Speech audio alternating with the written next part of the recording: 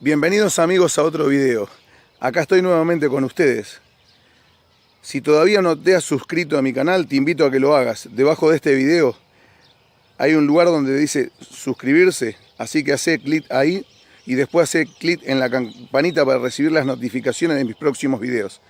Antes de comenzar con el video de esta semana, quiero mandarle saludos a Richard González Delgado, el pastor de Cuba, que colaboró con mi canal e hizo un video sobre cómo es el servicio de internet en Cuba. Ahora quiero pasar al tema de esta semana. El título de este video es En el vientre del gran pez. Seguramente has escuchado alguna vez la historia de Jonás, ese profeta del Antiguo Testamento que fue tragado por una ballena. Ahora, la historia de Jonás es extraordinaria. Dios llamó a este profeta para que le predicase a Nínive, una ciudad rebelde que él iba a destruir. Jonás vivía en una ciudad que estaba más o menos a 3.500 kilómetros de distancia de Nínive, y él tuvo que embarcarse y subir a un barco para ir hacia ese lugar.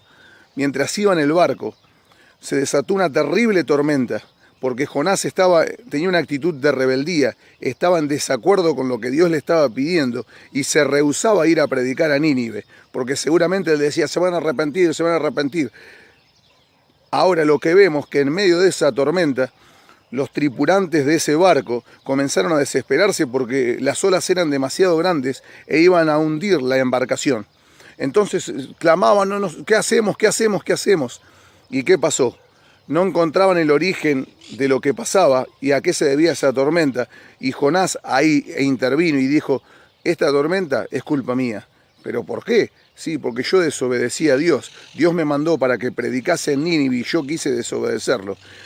Arrójenme al mar. Entonces dice que los tripulantes del barco lo arrojaron al mar y en ese momento se calmó la tormenta por completo. Se calmó. ¿Y qué pasó con Jonás? Cayó al mar y lo tragó un gran pez.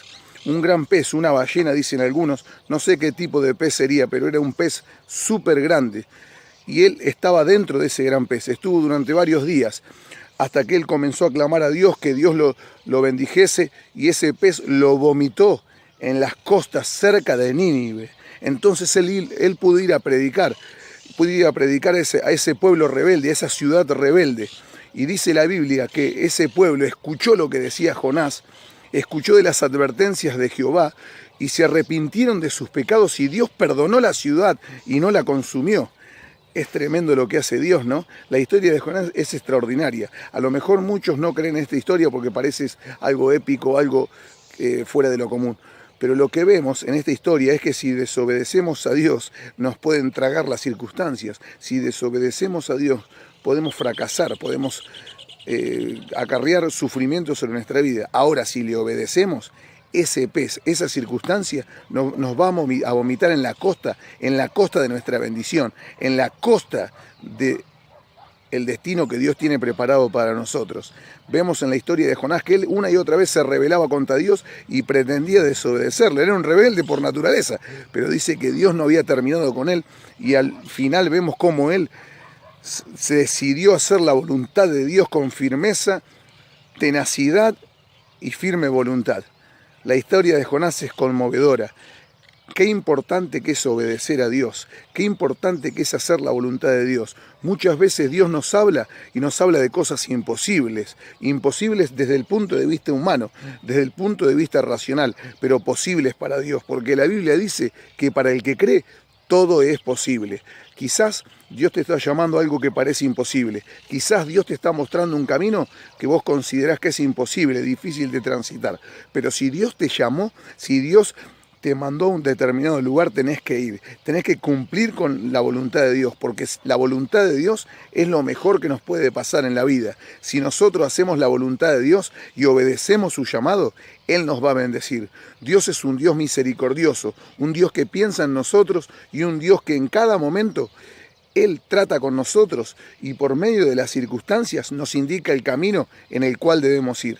Así que es mejor obedecer a Dios que ser tragado por un pez para posteriormente obedecerle. Es mejor servir a Dios voluntariamente y no hacer que Él nos encamine en su camino, porque cuando Él interviene de maneras extraordinarias y Él puede hacer que incluso una circunstancia nos trague para que luego nos vomite cerca de su voluntad. Que Dios te bendiga y no te olvides de esta historia extraordinaria que se encuentra en el Antiguo Testamento, la historia de Jonás, este profeta que predicó en Nínive y todos se arrepintieron.